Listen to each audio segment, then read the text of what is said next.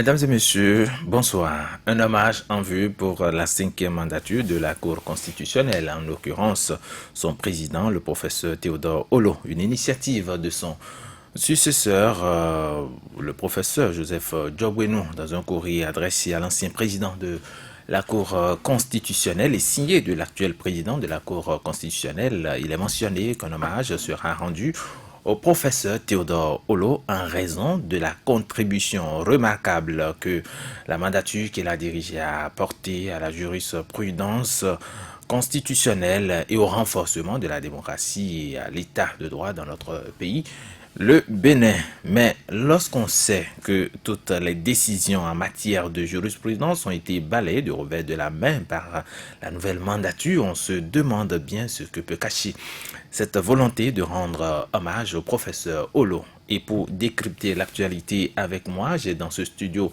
les confrères Nelly Dodinou. Je le disais, dès votre prise de pouvoir, vous avez pris des décisions pour invalider celles prises par votre prédécesseur, et après avoir opéré des revirements spectaculaires de jurisprudence, vous décidez de rendre un hommage à celui que vous avez presque désavoué. C'est quand même surprenant. Vous ne pouvez quand même pas en même temps jeter à la poubelle tout ce que j'ai fait et me célébrer dans le même temps. Chacun a sa manière de faire. Chacun a sa manière de faire.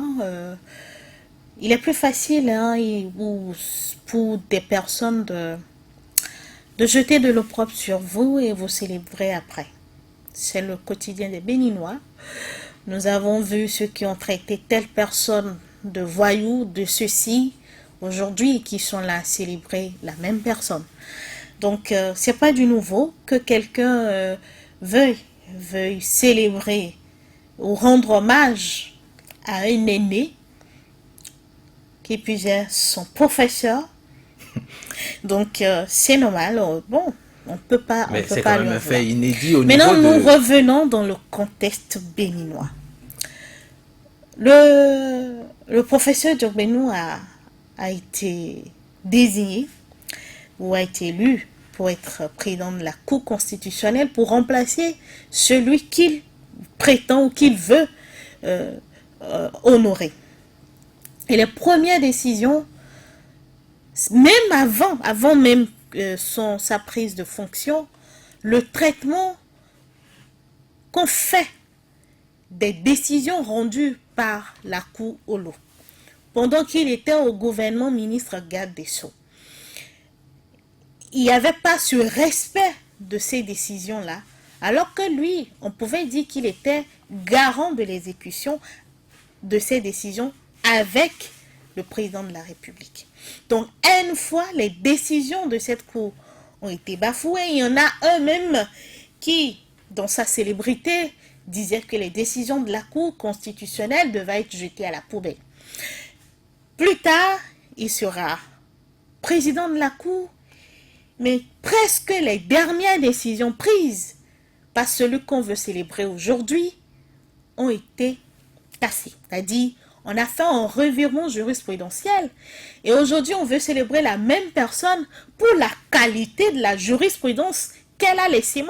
C'est un contraste. C'est une contradiction qui ne dit pas son nom. C'est parce que vous avez jugé que les décisions, la jurisprudence qui est là, parce que quand on dit la jurisprudence, c'est l'ensemble des décisions prises par cette cour, vous avez jugé que ces décisions prises par cette cour, elles n'étaient pas bonnes et que vous les avez toutes reprises, cassées, prendre le compte-pied de toutes ces décisions. Et aujourd'hui, quelques mois après, vous vous rendez compte qu'en réalité, ce que vous avez cassé, que c'était du beau, que c'était du bon, et il faut célébrer. Et la question que je me pose, acceptons l'hypothèse que le professeur Olo accepte d'être célébré, honoré pour la qualité de son travail, de son équipe à la tête de la Cour constitutionnelle. Est-ce qu'on va revenir sur les décisions qu'on a cassées? Quand je prends la loi sur le droit de grève, ces décisions que la Cour Olo a demandé à ce qu'on encadre et qu'on n'annule pas, et que le professeur Diogbenou, lui, il a préféré retirer le droit. Est-ce qu'en célébrant le professeur Olo, On va revenir sur ces juridictions, sur ces décisions. Autant de décisions, est-ce qu'on pourra revenir? C'est l'interrogation. Nous allons peut-être revenir sur cette question tout à l'heure, Vigile Avancé. Pourquoi vouloir aujourd'hui réhabiliter une cour qu'on a essayé de discréditer soi-même en revenant sur certaines de ces décisions? C'est vrai que cette action mériterait, n'est-ce pas, d'être expliquée par ses initiateurs. C'est vrai aussi que dans la journée, peut-être que cela vous a échappé. Il a eu ce communiqué, n'est-ce pas, du secrétariat général de la Cour constitutionnelle qui explique qu'il ne s'agit pas seulement de Olo qui va être célébré. Olo va être célébré, comme vous dites, c'est vrai, mais également les autres mandatures, donc les 4 autres mandatures de la Cour constitutionnelle qui ont précédé Olo, à commencer évidemment par Elisabeth Pouillon, la première présidente, voilà. Oui. Et donc, pour moi, ce communiqué n'est pas gratuit. C'est un courrier qui est parti à l'adresse donc du président de la Cour constitutionnelle, supposons de tous les autres présidents, évidemment. Oui. Et donc, le président Olo, l'ancien président de la Cour constitutionnelle Olo, a jugé bon, ou je ne sais qui, a priori, on peut estimer que ça vient de là, de ce milieu-là qui a mis, n'est-ce pas, ce courrier sur les réseaux sociaux. Et si les commentaires qui ont été faits n'ont pas été appréciés, si, disons, l'interprétation... Est-ce que ce n'est pas une manière aussi de se racheter face déjà aux critiques ou aux remarques, aux observations sur les réseaux sociaux juste après la publication de ce courrier? Non, c'est exactement ça. C'est exactement ça, puisque justement... L'orientation dans l'opinion, c'est que c'est tout braqué sur Théodore Olo pour le célébrer. Donc, on nous rappelle, ce communiqué nous rappelle que non, il ne s'agit pas seulement de Théodore Olo, il s'agit des autres cours constitutionnels également. Et donc, moi, la question que je me pose, n'est-ce pas, puisque tout ce que nous disons, tout ce qui a été dit depuis 2 ans, non, plutôt depuis 1 an que cette Cour constitutionnelle est en place. Toutes les décisions ont pour la plupart été critiquées.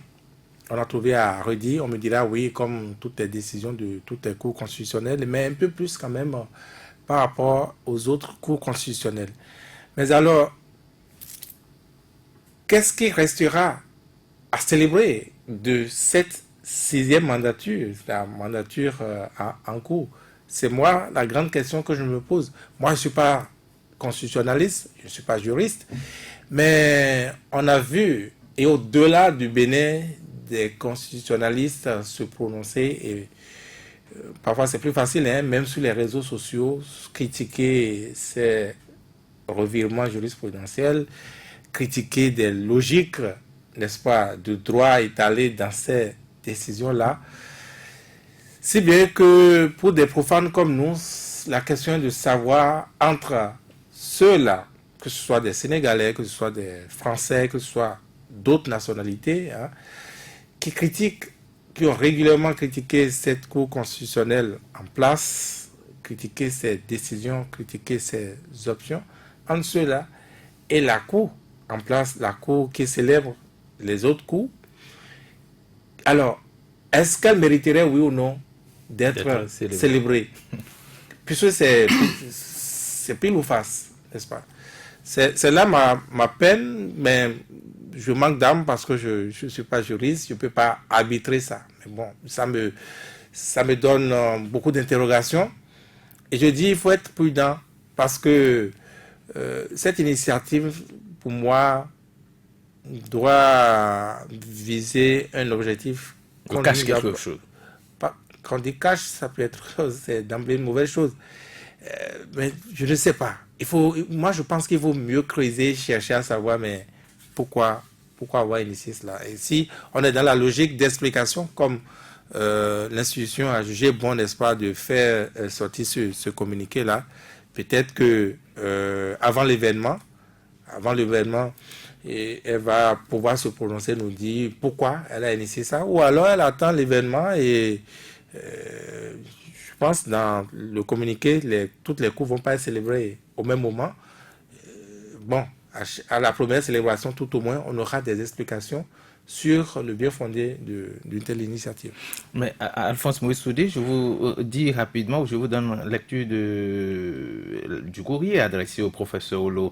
En objet déjà, on met hommage spécial à votre mandature. Hommage spécial à votre mandature. Et on continue, Monsieur le Président, en hommage à la contribution remarquable que la mandature que vous avez dirigée a apportée à la jurisprudence constitutionnelle et au renforcement de la démocratie et à l'état de droit. J'ai le plaisir de vous annoncer que la Cour constitutionnelle envisage consacrer à votre présidence des contributions doctrinales autour du thème jurisprudence constitutionnelle béninoise, le citoyen. Alors, Alphonse Moïse Soudé, lorsqu'on sait que le professeur Théodore Olo a voulu organiser les 20 ans d'existence de la Cour, il a été empêché, on n'a pas financé son budget notamment, et il s'en va, on détruit subitement tout ce qu'il a fait et on revient pour le célébrer. Hommage spécial, dit-on. Est-ce que pour vous, ça ne cache pas quelque chose? Je crains que le CAMES soit passé par là. Je crains beaucoup que le CAMES soit passé par là. Attention, c'est pas gratuit ce qu'on veut faire là. Vous savez, les derniers résultats Du CAMES. et CAMES, c'est pas des cons qui sont là-bas. C'est la tête, c'est des gens qui réfléchissent. Je crains que cette décision de CAMES là n'ait eu un effet sur ce qui se fait. Je dis, c'est trop tôt. Cette même Cour, alors que le professeur Diogbenou était ministre de la Justice, cette même Cour a réclamé le décret fixant les salaires avec des preuves pour qu'on puisse justifier, pour qu'on puisse mettre fin, par exemple, à la rumeur selon laquelle les ministres étaient à 8 millions, d'autres étaient à 16 millions, le chef de l'État était à plus de 80 millions. La Cour avait pris une décision à demander. On n'a pas cédé aux injonctions de la Cour. On est venu, on a cassé toutes les décisions, comme quoi ceux qui sont venus avant nous, en griffes, sont des tarés. Ils mettaient les ingénieurs de la loi. Donc on les a... Pas question des tarés. Non, on a ratifié leur décision. Voilà. On a ratifié. On a dit... parlé de revirement juridique. Oui, moi j'ai dit, écoutez, moi, je ne maîtrise pas trop le thème juridique, mais on a ratifié leur décision. Ce que vous aviez pris comme décision ne sont pas de bonnes décisions. Si moi j'étais à la place du professeur Olo, je refuse d'être célébré. Je refuse d'être célébré. Vous ne pouvez pas humilier mon intelligence comme ça avec mes collègues nous qui avons géré la 5e mandature. Vous avez humilié nos intelligences et vous venez maintenant à la face du monde pour dire... Pardon? La 4e mandature.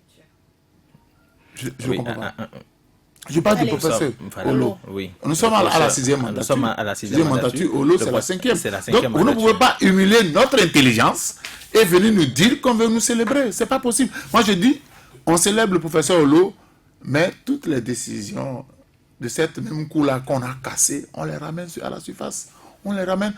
Vous répondez déjà à la question de Nelly. C'est pratiquement... Est-ce qu'il faut revenir sur les décisions qu'on a cassées? Mais oui, si vous reconnaissez la valeur du travail abattu par la 5e mandature, alors qu'en début de mandat, vous avez cassé la plupart des décisions, et il y a eu polémique. Donc, c'est un aveu pratiquement, peut-être d'incompétence, d'inaptitude par rapport à la loi. Parce que c'est pas possible. Vous ne pouvez pas dire des choses comme ça. Et les fanatiques du régime avaient trouvé que, je me rappelle de 39 plus 1 égale 40, on a cassé ça. Pourquoi aujourd'hui on trouve que ceux qui avaient pris cette décision, entre-temps on a trouvé que c'est pas bien, on est venu en quelques mois, on a tout ratifié, et Vlan, on se lève, on dit non, je dis qu'il y a un problème. Certainement que le CAMES est passé par là. Certainement que le CAMES est passé par là. Nelly Diogbenou, effectivement... C'est pas Nelly Diogbenou. Nelly Dodinou. Papa ne serait pas d'accord. Hein? Je suis d'accord avec vous, vous avez pleinement raison. Alors, toutes mes excuses. Alors, Nelly Dodinou, voilà. Puisqu'on parlait du professeur Diogbenou, et je veux justement parler de lui, puisque Diogbenou a été recalé pour être professeur titulaire au CAMES, et Alphonse Moïse Soudé le disait tout à l'heure, mais lorsqu'on sait qu'au niveau de cette institution, le droit d'aînesse existe encore, est-ce que ce n'est pas une manière de se racheter auprès de ces aînés pour entrer dans la cour des grands? Bon, moi je ne suis pas, comme vous avez dit, dans le secret des dieux. Je ne sais pas ce qui s'est passé. C'est un concours, il a échoué. Comme il a été l'un de ceux qui ont ouvert la voie à la jeunesse pour le concours d'agrégation. Parce que il fait partie, il fut même le premier, hein. Oui, Il a toujours major de sa promotion. Et Djogbenou, je crois déjà en 2009, oui, je crois, était déjà admis au concours d'agrégation. Ce concours c'était réservé pour les vieux pères.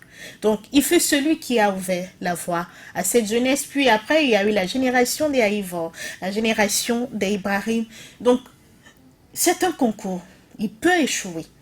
Peut-être aujourd'hui, il est plus concentré sur les affaires d'État que sur la matière qui est la science.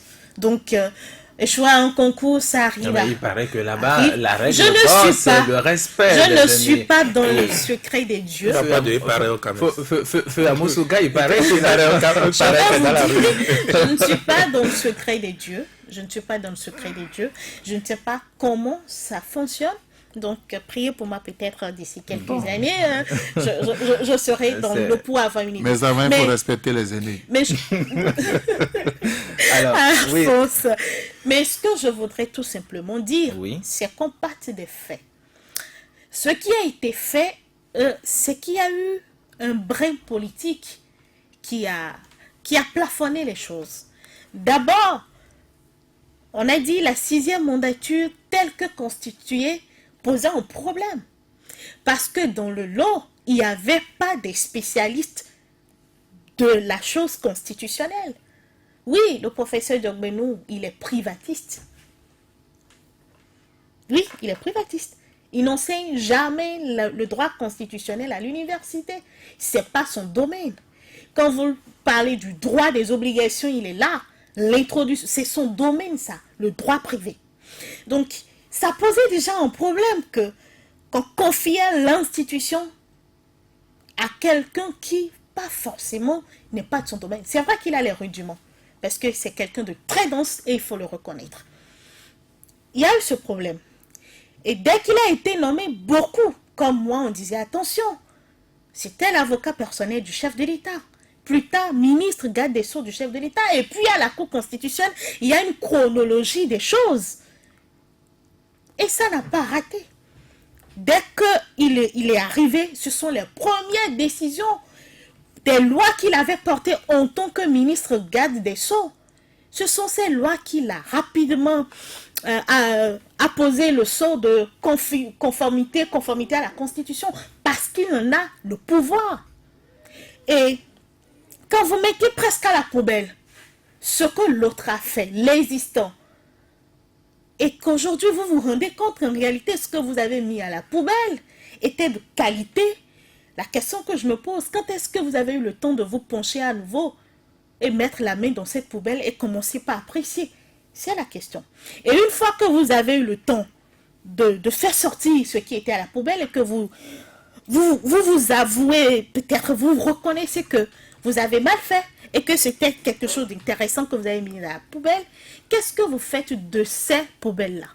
Est-ce que vous les réintégrez? Est-ce que vous les nettoyez? Est-ce que vous leur redonnez vie? C'est la préoccupation.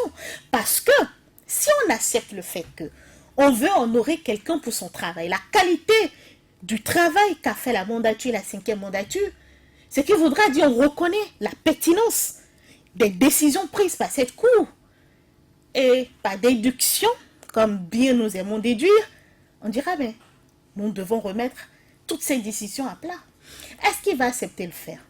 C'est tout là, moi, ma préoccupation. Que le professeur Olo accepte d'être honoré, ça, chacun est libre. Hein? Est-ce que si vous étiez à la place du professeur Olo, vous allez répondre à l'invitation? Moi, à la place du professeur Olo, je ne sais pas.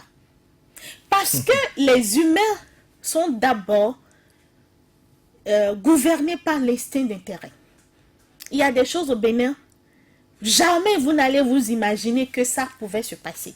Mais ça se passe. C'est lui, les honneurs, quand on dit honneur, c'est pas ce que nous voyons le cérémonial. Quelles sont les conclusions en dessous? Si ça l'arrange, les accords. Si ça l'arrange, c'est tant mieux. Vous allez faire vos commentaires et puis ça, vous allez faire votre émission le soir pour dire non, il n'a pas le droit de faire ça, c'est pas possible, c'est vous ça. Mais lui, dans ses hommages, ce qu'il ont dit, c'est lui qui sait. Donc, je ne me mets à la place de personne. Si peut-être moi, en son temps, peut-être je vais aussi l'accepter, qui sait. Mais dans ma position actuelle, dans ma conviction actuelle, je pense que si le professeur Olo, tel qu'on l'a décrit comme celui qui défend la démocratie, qui a apporté à la démocratie béninoise, c'est de rétablir le droit de grève et d'exiger cette condition-là pour accepter d'être honoré. Parce que si moi, j'ai dans mon travail, je pense que pour la démocratie, pour la liberté des uns et des autres, il ne fallait pas retirer le droit de grève, il fallait l'encadrer. Et que vous venez, vous dites, il faut supprimer. Puis après, vous dites, bon, oui, viens, je vais te décorer pour ton travail. Vous vous basez sur quoi pour me décorer? Donc, si j'accepte d'être décoré, c'est que vous devez accepter que mon travail a été bien fait et vous lui redonnez vie. Le professeur Lo peut profiter de cette occasion pour montrer encore une fois qu'il est quelqu'un tel qu'on l'a décrit par la lettre, celui qui a apporté à la jurisprudence, celui qui a apporté à la démocratie, et de dire tous ces droits, toutes ces lois, les lois sur l'embauche, la loi sur le conseil, la constitution du Conseil supérieur de la magistrature, toutes ces lois qui grincent, qui fait grincer les dents. Oui, je veux être décoré. Mais ces lois que moi, ma mandature, nous avons déclarées contre la Constitution, il faudrait que vous aussi, Pour mon honneur. parce que c'est ce qu'on dit, c'est pas le titre, c'est pas le cérémonial. Il est parti sur des faits. Il a apprécié des décisions. Peut-être dans sa poursuite, il y a 1 an, il y a 2 ans, il pensait qu'il fallait tout balayer, faire ce qu'il voulait parce que c'était sa loi, les lois qu'il avait portées en tant que ministre garde des Sceaux. Dès qu'il a eu le poste, il a posé sa ceinture sans forcément y penser aux conséquences. Maintenant qu'il a pris du recul, il a eu le temps d'aller fouiller dans cette poubelle, d'apprécier à nouveau tout ce qu'il a jeté. Je pense aussi que pour vraiment faire l'honneur de ce monsieur, il faut revoir toutes ces lois. Il faut revoir toutes ces lois. Vigile Avancé, je demandais tout à l'heure à Nelly si elle allait, à la place du professeur Olo, accepter, répondre favorablement à ce courrier. C'est vrai, elle n'a pas dit oui, elle a dit il peut y avoir des intérêts à côté. Si vous devriez conseiller le professeur Olo, qu'est-ce que vous allez lui dire? Allez-y, acceptez l'invitation. Moi, je suis à ma place, hein. Je ne suis pas conseiller de Théodore Olo, mais je peux vous dire que de manière détournée, j'ai essayé, n'est-ce pas, de connaître l'état d'âme du professeur après donc Ce courrier-là, cette belle proposition à lui faite. Il m'est revenu qu'il n'a pas encore pris sa décision, qu'il serait toujours en train de réfléchir. Bon, on lui a donné 1 mois pour réfléchir, évidemment. Donc, il a assez de temps pour le faire. Mais je dis encore une fois, je ne connais pas les fondements, n'est-ce pas, d'une pareille initiative. Je suppose qu'on a pu mesurer que ça peut avoir un revers. Une telle option, une telle initiative peut avoir un revers. Ça peut être l'occasion, n'est-ce pas, pour le professeur Théodore Olo de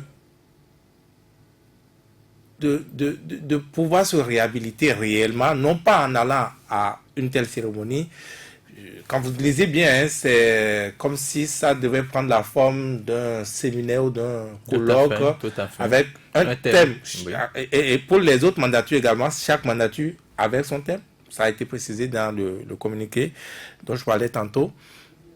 Et donc, oui, le professeur Olo peut chercher, n'est-ce pas, à surfer sur cette situation pour se réhabiliter, pour se faire célébrer, comme Nelly le soulignait. Tout comme on peut aussi voir derrière une pareille initiative certains regrets, peut-être. Vous savez, les cours constitutionnels, on l'a souvent dit, ça a 2 rôles pour la plupart. Elle est à la fois politique et technique. Mais on a vu que, bon, oui, selon les cours, le rôle politique prend le dessus. Et pour cette cour-là, on peut se tromper, mais on a l'impression que le rôle politique est plus éminent, c'est plus prononcé. Et pour moi, cela ne peut en être autrement. Pour moi, c'est une insuffisance, n'est-ce pas, que nous lègue cette expérience, ce système-là. Quand vous prenez le profil du président, l'actuel président de la Cour constitutionnelle, en tant que garde des Sceaux, presque le maître à penser, je le disais souvent, du système, du pouvoir Patrice Talon, n'est-ce pas, géniteur de la plupart de ces lois-là, il en a fait jusqu'à ce matin, par exemple, je parle du matin où il a quitté son poste, n'est-ce pas, de ministre. Vous vous rappelez, il était encore à l'Assemblée nationale la veille jusqu'au petit matin, n'est-ce pas, à défendre sa loi. Et je crois que c'est le code... sur le numérique. Non, pas sur c'était le code pénal, je crois. Oui, le code pénal. Le code pénal avec 5000 et quelques articles. Donc, il s'est donné ce temps, cette ardeur-là à défendre. Et puisque c'est la Cour constitutionnelle qui contrôle la constitutionnalité, voilà, n'est-ce pas, de la loi votée par l'Assemblée nationale, il était encore de l'autre côté. Je disais, il a fini autour de 2 heures. Il s'est donné le temps d'être de l'autre côté en tant que président de la Cour constitutionnelle pour accueillir encore, pour valider encore son document. Bon, aucune loi ne l'interdit et c'est pourquoi il a pu être cela. Pour moi, c'est une insuffisance du système. Et cette initiative peut être, je dis n'importe quoi, ça peut être une manière, n'est-ce pas, de célébrer la technicité qui est plus prononcée sur les autres cours constitutionnels. Et donc, qu'il n'aurait peut-être, je parle du professeur Djogbenou, n'aurait peut-être pas mérité qu'on soit aussi sévère avec lui si on interprétait bien entre les lignes. Vous savez, pour moi, c'est difficile. C'est difficile parce que quand vous avez vu le président Patrice Talon, vous avez vu ses allures où il a... Regardez, moi, allez retrouver encore l'image là, quand il a échoué à la révision de la Constitution, où il a fait cette émission à la télévision, et il disait, mais donc lui va appliquer cette Constitution du 11 décembre 1990 telle que c'est, avec ces élans supra-présidentiels, et il a eu comme un sourire, comme pour dire, vous allez me voir bientôt. Vous allez me voir déployer, n'est-ce pas, tout ce que la Constitution me donne comme pouvoir. Et j'ai l'impression que c'est ça qu'il a fait jusqu'au bout, notamment à travers, n'est-ce pas, ce choix-là porté sur Maître Djogbenou, qui était le maître à penser du système. Et donc, pour moi, il ne pourrait en être autrement si vous n'allez pas attendre quand même qu'il renie humainement ce que lui-même il a pu générer de sa position antérieure. Et qui plus est, ces lois, on dit qu'il est revenu sur tout ce que Théodore Ollot avait fait. Non, il n'est pas revenu sur tout. Il était revenu sur les dernières décisions, voilà, qui étaient d'importance dans les réformes, dans la continuité des réformes politiques du pouvoir. Et c'est parce que c'était bon, par exemple, le plus célèbre, ça reste le droit de grève. Il est revenu là-dessus et je pense que c'est ça qui a marqué l'opinion et qui reste plus et qui fait que, bon, on ne voit que ça au point de penser qu'il est revenu sur toutes les décisions de Théodore Ollot, de la Cour Théodore Ollot. Non, c'est tellement que... Mais il est revenu sur beaucoup de décisions. Et s'élève les autres, sauf ceux sur lesquels il est revenu. Voilà. Il s'élève les autres. Mais Alphonse Moïsouli, n'est-ce pas, un aveu d'échec quand même lorsque vous savez que le rôle pratiquement de la Cour constitutionnelle, c'est d'abord de veiller sur le respect de la Constitution, de veiller sur l'état de droit, que les droits de l'homme soient respectés, que sous le régime de la rupture, où lui, en tant que professeur Joseph Diogbenou, il a été à la tête de cette institution, on a vu des gens tirer à bout portant sur des citoyens. Est-ce que vous ne voyez pas que là aussi c'est un... Puisque depuis, nous sommes à la 6e mandature, depuis 90, on n'a jamais connu ça. Est-ce que c'est pas un aveu d'échec? Le temps révèle la vraie nature des hommes. Le temps révèle la vraie nature des hommes. Et quand vous avez été nommé à la Cour constitutionnelle en tant que sachant, c'est vrai que le droit cons, ce n'est pas votre spécialité. Vous avez été nommé en tant que sachant. Vous n'avez pas su faire la démarcation entre la science, qui est le droit, et la politique. Et vous vous rendez compte qu'un certain nombre de décisions, vous les avez prises dans la précipitation, vous n'avez pas pris le temps de réflexion nécessaire. Vous vous rendez compte aujourd'hui que, en réalité, nous avions fait fausse route. Nous avions livré. Parce que, qu'il vous souvienne que les partisans du régime s'étaient moqués du professeur Hulot par rapport à 39 plus un jour. Ils se sont moqués du professeur, ils ont continué par se moquer du professeur pour dire, mais le professeur a pris son droit où? Et pourtant, on trouve aujourd'hui. Vous savez, ils avaient raison de s'en moquer. Oui, pardon? Ils avaient raison, oui ou non, de s'en moquer. Oui, c'est parce que quelqu'un a ouvert la brèche. Quelqu'un a ouvert la brèche, et puis bon, on est rentré dedans. Les vrais sachants étant là, on dit ce n'était pas possible. Les vrais sachants. Les vrais sachants. Aujourd'hui, les vrais sachants se rendent compte que... On veut célébrer aujourd'hui qui... Oui. Non, on veut célébrer la science. On ne triche pas avec la science.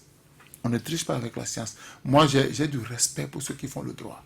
Parce que le droit, on ne ment pas avec le droit. On peut utiliser le droit pour brimer tout le monde. On peut utiliser le droit pour dépouiller tout le monde. Mais ça va vous rattraper. Toujours, ça va vous rattraper. On se rend compte que on aurait pu faire autrement. Peut-être c'est une façon de présenter les excuses à ces éminents membres qui ont siégé dans ces différentes cours. Parce que ce qu'on a fait, c'est qu'on a saboté tout ce qui avait été fait. Et qu'il vous souvient que quelqu'un disait que, bon, un jour le président Patrice Talon va quitter le pouvoir, un jour le professeur Diogbenou va quitter la cour, un autre homme politique viendra, il va dire, tout ce que vous avez fait, c'est pas bon. C'est comme à l'avènement du régime de la rupture. On a balayé une centaine de décrets. La roue tourne. Et dans la science, on ne triche pas avec. Je dis, c'est tant mieux. Et je suis d'accord avec Nelly. Moi, si j'étais à la place du professeur, vous corrigez d'abord tout ce que vous avez saboté. Sinon, je n'en veux pas. Je n'en veux pas. Pour vous, donc c'est une comédie, hein? Mais oui, vous savez, nous sommes sur le terrain de la science, nous sommes au niveau des têtes passantes. Vigile l'a rappelé tout à l'heure, il y a également le côté politique dans vous savez, cette position constitutionnelle. Oui, le Bénin ne vit pas en vase clos. Nous allons à des séminaires internationaux. Nos sachants vont à des séminaires internationaux. Et on demande à chacun de raconter son expérience. Le professeur Hulot peut se retrouver à un séminaire avec le professeur Diogbenou à l'international, tous deux anciens présidents de la Cour, nouveaux présidents de la Cour, que chacun raconte son expérience. C'est là que avec la science, on ne triche pas. Avec la science, on ne triche pas. Et je voudrais bien que le professeur Hulot pose ses conditions. Pose ses conditions. Comme quoi? Oui, vous avez vu le thème. On a parlé de jurisprudence, on a dit qu'il a été un modèle, mais vous avez fait tellement de revirements jurisprudentiels qu'aujourd'hui, vous trouvez que celui-là a fait un modèle. Non. Ok, les choses ont été remises à l'envers. Il faut les ramener à l'endroit. Les choses ont été mises à l'envers. Il faut les ramener à l'endroit. Mais dans notre contexte politique actuel, avec le régime de la rupture notamment, est-ce que vous pensez que la la politique ne fait pas beau ménage avec la science. On ne triche pas avec la science. Ou tu connais ou tu ne connais pas. Ou tu es sachant ou tu n'es pas sachant. Si tu triches avec, ça va te rattraper. Si tu triches avec, et je crois que quand on a commencé par faire, il y a quand même des sachants qui sont montés au créneau pour dire attention. Je me rappelle les sorties du professeur Tokpanou attention, qui disait attention. On a dit non, c'est parce qu'ils sont aigris, ils ont perdu le pouvoir. Écoutez, avec la science, c'est pas question de perdre le pouvoir, c'est pas question de non, c'est pas question de politique. Moi, j'ai toujours... C'est pourquoi je ne m'aventure jamais sur le terrain du droit, parce que chacun vient, il manipule le droit à sa façon, mais il oublie que le vrai droit, avec D majuscules, existe. Donc aujourd'hui, on veut réhabiliter le vrai droit, on veut réhabiliter les bonnes intelligences, on veut encourager les bonnes compétences. C'est aussi simple que ça. Il n'y a pas de mal à encourager les bonnes compétences, il n'y a pas de mal à rendre hommage à ceux qui ont fait un travail scientifiquement bon. Maintenant, pour leur rendre hommage, il faut leur restituer le fruit de leurs efforts. Parce qu'on ne peut pas dire, nous, vous avez demandé d'encadrer la grève, nous on estime que c'est pas conforme, nous on annule. On a donné 6 mois à l'EPI, nous on a annulé, on a annulé. On a annulé. Maintenant, on a tout annulé, on a tout corrigé, on a tout...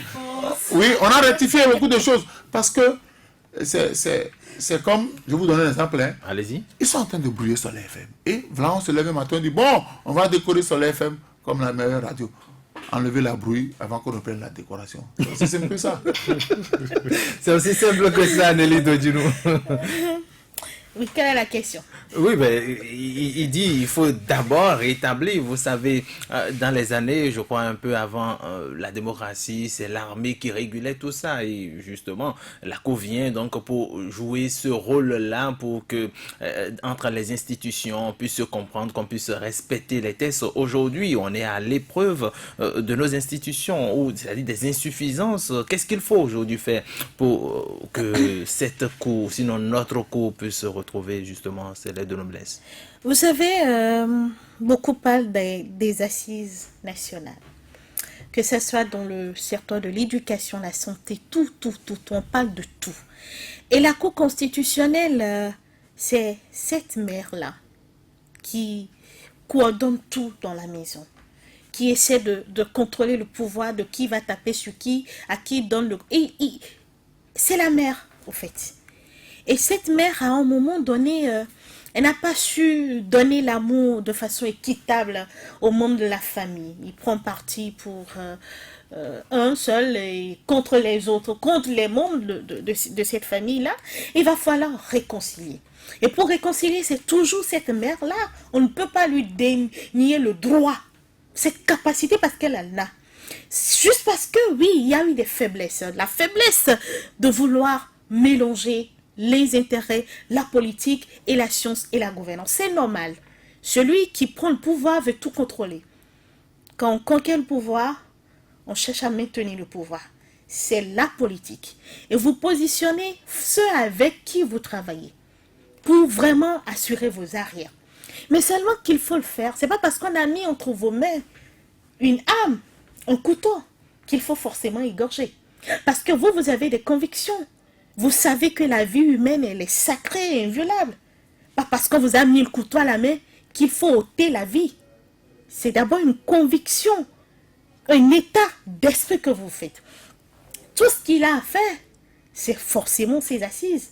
À un moment donné, il va falloir nous asseoir. Parce qu'on a fait l'expérience de 29 ans de démocratie. Et nous en sommes là, on est à l'apogée.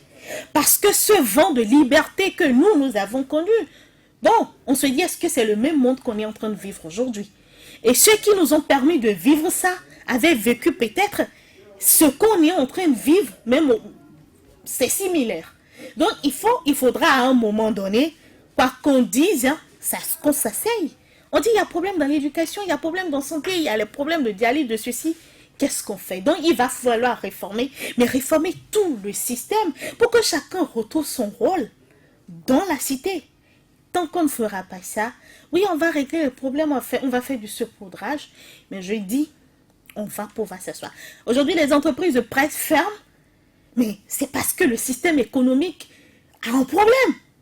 S'il n'y a pas de publicité, les médias vont faire comment? Donc, c'est tout un ensemble. C'est tout un ensemble, Vigile à Wansé. inviter les différentes cours, les différentes mandatures à des événements ou à rendre hommage à ces mandatures-là? Est-ce que vous ne voyez pas que c'est une manière également de vouloir jeter les bases d'une nouvelle vision pour la Cour constitutionnelle? C'est peut-être ça, on est toujours à la recherche, mais il faut dire au mérite du professeur Diogbenou qu'il a toujours cherché à innover, à porter sa marque. Vous allez voir, il n'est pas resté dans la tradition des cours constitutionnels tels qu'on l'a connu. On peut apprécier, on peut ne pas l'apprécier. Il a instauré par exemple les audiences publiques. Il a instauré les audiences publiques, il a instauré un certain nombre de choses. Donc on parlait de désacralisation de la Cour, parce que la Cour devient un tribunal. Oui, mais tout comme d'autres peuvent apprécier et dire qu'ils ont la possibilité, n'est-ce pas, de se faire écouter. Se faire entendre, et que ça peut modifier les choses. C'est vrai que les autres cours également se faisaient entendre les requérants d'une manière ou d'une autre avec des courriers, mais ils n'arrivaient pas toujours à s'expliquer publiquement tel que ça se fait.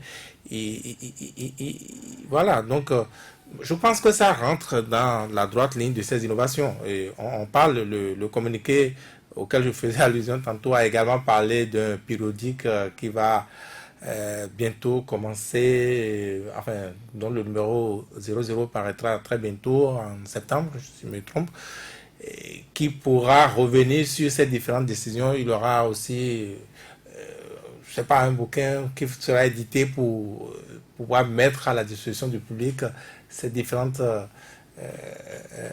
décisions de la Cour actuelle. Je crois que ça peut être juste dans la ligne des innovations, comme il en a le secret. Dans tous les cas, oui, on aura de la matière, n'est-ce pas, pour la juger aujourd'hui. Les jugements, parfois, il faut du temps pour apprécier les choses. Parfois, il faut le recul. Donc, on peut ne pas le savoir tout de suite, disons, pendant qu'on vit les choses. On peut ne pas le savoir, on peut peut-être le savoir dans 10 ans, dans 20 ans. Non, même 5 ans, c'est tôt. Oui. Ouais, peut-être, qui sait. Moi, en tout cas, je n'ai pas de ressources en matière de droit pour juger, donc je ne m'aventure jamais sur un terrain que je ne connais pas.